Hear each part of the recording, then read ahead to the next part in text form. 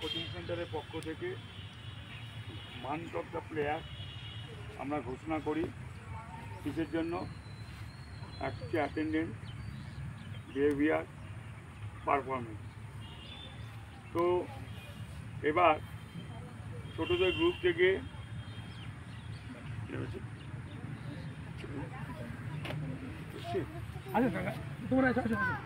Pritam Mondal, month of the player. আচ্ছা, ওকে month of the player দেওয়া হচ্ছে কিসের জন্য? ও রোজ মাঠে আসে, কিন্তু ও সবথেকে বেশি ডিসিপ্লিনটা এখনো মেনটেন করতে পারছে না, তার জন্য ওর পয়েন্টও কাটা যাচ্ছে, বুঝলো? আর একটা কি, পারফরমেন্সও হচ্ছে না, কারণ ডিসিপ্লিন মেনটেন না হলে পারফরমেন্স আসবে না। ঠিক আছে, যাই হোক, তো ওর হাতে একসাথে দিবে ওকে থেকে ওনাকে এক অভিভাবক তাকে মেডেল পরিয়ে উৎসাহিত করছে। চলো চল। মান্থ অফ দ্য প্লেয়ার বিবেক বাস্পর, তো বিবেককে মেডেল পরিয়ে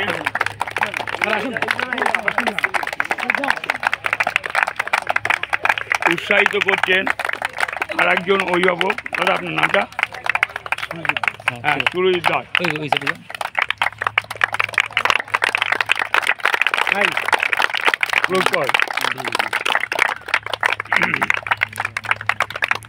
আর সব দিক থেকে দেখতে গিয়ে আমরা এবার আর একজনকে বেছে নিয়েছি ওই গ্রুপেরই, দেবরাজ।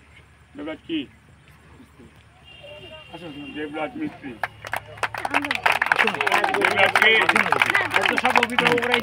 আর একজন ওই এই ক্যাম্পেরই ওই অভিজ্ঞ।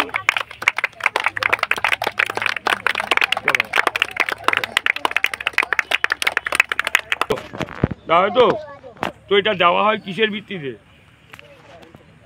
অ্যাটেন্ডেন্স, বিহেভিয়ার আর পারফরমেন্স। তো আমি বেশিরভাগ সময় দেখছি দুটো হয়তো ঠিক হচ্ছে বা একটা ঠিক হচ্ছে, তাতেও অনেকে এটা পাচ্ছে। কিন্তু আমরা চাই তিনটেতে যারা একটা মাপকাঠি সেটা আসতে পারে, অ্যাটেন্ডেন্স, বিহেভিয়ার, পারফরমেন্স। আমরা কিন্তু এই লাস্টেরটা পাচ্ছি না, লাস্টেরটা আমরা পাচ্ছি না এখনো।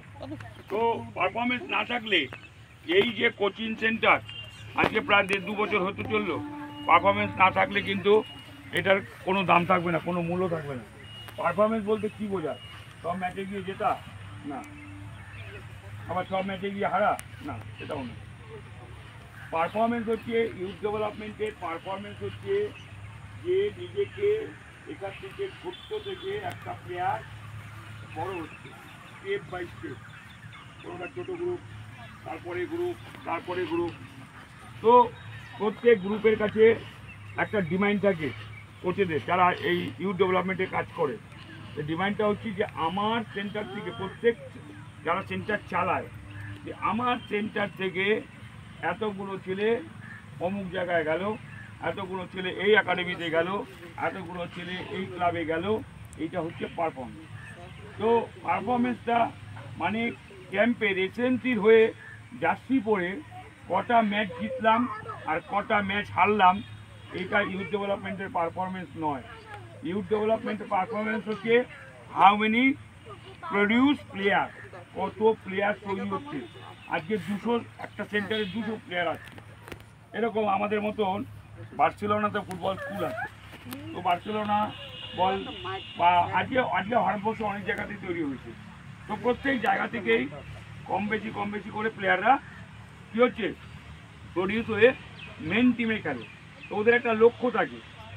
আমাদের এখানে ইস্ট বেঙ্গল, মোহনবাগান, মোহামেডান, এদের কোনো নামে, সব কিছু নামে আছে, কিন্তু আজ পর্যন্ত আমি জানি না, আমার নজরে বা আমার ক্যালকুলেশনে নেই যে কোন একটা প্লেয়ার মোহামেডান বা ইস্টবেঙ্গল বা মোহনবাগান ফুটবল স্কুলে ভর্তি হয়েছিল 5,000 10,000 টাকা দিয়ে, সেই ছেলেটা গিয়ে ওই একদম মোহনবাগানের জার্সি পড়েছে, মোহনবাগানের ওই ফুটবল স্কুলেরই জার্সি, তারপর থেকে তাকে আর খুঁজে পাওয়া যাচ্ছে না। এর কারণটা হচ্ছে পারফরমেন্স। কারণ ইউথ ডেভেলপমেন্টের নামে 90% জায়গা প্রহসন। টাকা নিলে বা পয়সা নিলে যে সেই ক্যাম্পটা ভালো না সেটা নয়, মেন জিনিসটা হচ্ছে পারফরমেন্স করতে হবে। আজকে আমরা যারা স্কুলে পড়ি, সেন্ট জেভিয়ার, লামাটেনিয়া, তারপরে এখানে এক্সপেরিমেন্টাল, প্রত্যেক গার্জিয়ান আছে যারা ইংলিশ মিডিয়ামে পড়ে, বেঙ্গলি মিডিয়ামে পড়ে। বেঙ্গলি মিডিয়ামে পড়তে গিয়ে দেখা যাচ্ছে যে সরকার সহযোগিতা করছে, বই দিচ্ছে, খাতা দিচ্ছে, পেন দিচ্ছে, পেন্সিল দিচ্ছে, আর মাইনাও খুব কম। আবার ইংলিশ মিডিয়ামে পড়াতে গিয়ে দেখা যাচ্ছে মাস গেলে বাবার 15,000, 20,000, 25,000 খরচা হয়ে যাচ্ছে। হচ্ছে তো কেন হচ্ছে? কারণ সেইখানে ছেলেটা সেই টাইপের এডুকেশন পাচ্ছে, সে এডুকেশন পাওয়ার পরে সে জীবনে প্রতিষ্ঠা পাচ্ছে, তাই জন্যই গার্জিয়ান সেখানে খরচা করছে। তো আমি আবার একটা কথা বলি, এই যে ফেজ, এই যে কোচিং সেন্টার, তোরা যারা এখানে এসছিস, আমি যেখানে কোচিং করতে যাই সেখানে এই কথাগুলোই বলি যে এটা হচ্ছে ইনভেস্টমেন্ট ফেজ। ইনভেস্টমেন্ট ফেজ মানে বাবা মা যাই হোক অভিভাবককে এখানে ইনভেস্ট করতে হচ্ছে। কি ইনভেস্ট? সময় এবং অর্থ দুটোই। সময় এবং অর্থ দুটোই ইনভেস্ট করতে হচ্ছে। কেন ইনভেস্ট করতে হচ্ছে?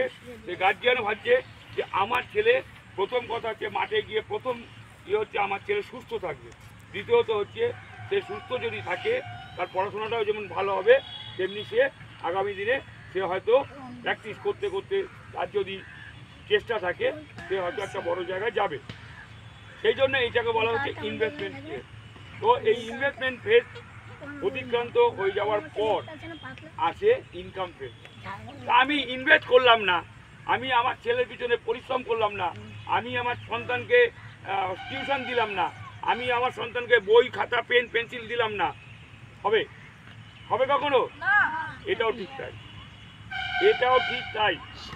আমি দেখি ফুটবলের ক্ষেত্রে, আমি মাঝে মাঝে শুনি, রাজীবের কাছে শুনি যে তা জানেন এত ছেলের মাইনাপত্র হয়। আমি তো অবাক হয়ে যাই যে আমরা যারা গার্জিয়ানরা, এইটা গার্জিয়ানদের বুঝতে হবে বা বোঝাতে হবে। যারা গার্জিয়ানরা আজকে যখন অঙ্ক টিচারের কাছে যাচ্ছি তখন তাড়াতাড়ি করে ফেলে, কোনো প্রতিভার মৃত্যু হয় না। কারণ ভারত এখন পৃথিবীর সমস্ত একাডেমিতে আমি যা বলছি এইগুলোই বলে। কারণ আমি কোথা থেকে বলছি? আমি তো শিখছি, লার্নিং ফ্রম কোথার থেকে, আমিও শিখছি বাইরে থেকে। যে আজকের দিনে যদি কোনো ছেলে খেলাধুলার মাঠে আসে, প্রথমকে সে কী শিখছে? ডিসিপ্লিন। তারপরে কী শিখছে? টেকনিক্যাল।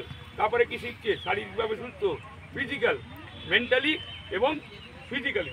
তারপরে ধরে নিলাম সে খেলোয়াড় হলো না, ধরে নিলাম সে আইএসএল খেললো, ধরে নিলাম সে আই লিগ খেললো না, মতিগঞ্জ খেললো না, লাইক শেষ। আমরা শেষ করছি কারণ আমরা তাদেরকে সঠিক পথটা দেখাতে পারছি না। আজকে উজ্জ্বল হালদার, কল্যাণী বাপি, ও তো ভালো ফুটবল খেলতো, মারাত্মক ফুটবল খেলতো, আমার আন্ডারে ও নার্সারি মাইকেল নগরে হয়ে খেলেছে, তারপরে পরবর্তীকালে আবার কল্যাণীর হয়ে খেলেছে। তাহলে সেই ছেলেটা আজকে কোথায় চলে গেছে? রেফারিতে। তো আজকে ফুটবল খেলতে গিয়ে ফুটবলকে নিয়ে চিন্তা কর যে ফুটবলের পাশাপাশি অসংখ্য লাইন আছে। আজকে ফুটবল পরিচালনা হচ্ছে, যে খেলা হচ্ছে সন্তোষ ট্রফি, অল আর স্পোর্টস ম্যানেজমেন্ট গ্রুপ, তার মানে স্পোর্টস ম্যানেজমেন্ট একটা সাবজেক্ট। তাহলে স্যার কী করলে স্পোর্টস ম্যানেজমেন্ট জানা যায়? স্পোর্টস ম্যানেজমেন্ট শুধু ফুটবলের জন্য না, একটা ছেলে যখন স্পোর্টস ম্যানেজমেন্ট পাস করে তার জন্য সব কোর্সের দিক খুলে যায়, সমস্ত কোর্সের দিক খুলে যাচ্ছে। ঠিক আছে? আজকে একটা কোচ যখন প্র্যাকটিস করাচ্ছি আমি, আমার পাশে ফিজিও নেই, কিন্তু আমার যখন বেঙ্গল ফুটবল একাডেমিতে প্র্যাকটিস করছি আমার পাশে ফিজিও আছে। তো ছেলেরা মন খুলে খেলছে, তাই তো? হ্যাঁ, তাই তো? কেন মন খুলে খেলছে? কারণ ও জানে আমার লাগলে আমার শুশ্রূষা করার লোক আছে, আমাকে গিয়ে শুশ্রূষা করতে হবে না। ওটা একটা লাইন, ওইটাও একটা লাইন, কোর্স ফিজিওথেরাপি।